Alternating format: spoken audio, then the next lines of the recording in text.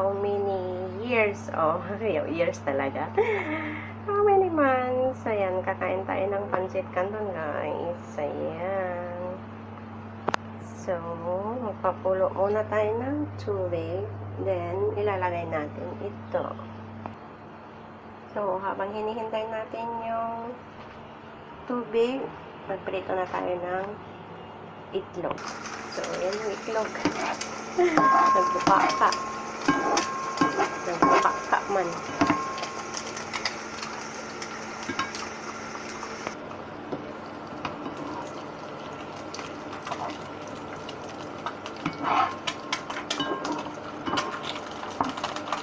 Oh, ang galing kong magbaliktad, no?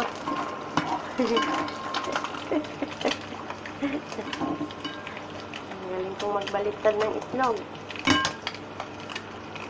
So, kumukulo na.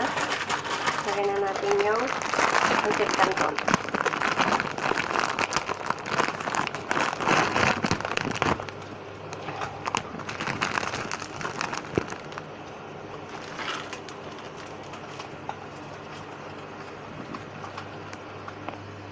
Diba?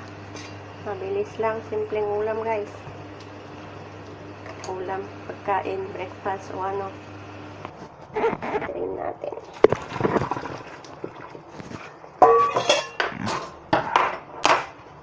So, ayan na siya. Lagay na natin tong seasoning niya. So, haluin na natin.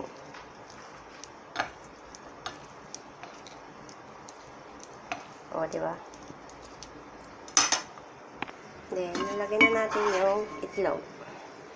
O, diba? So, yan lang, guys. Thank you so much. Pancit canton with egg. Bye!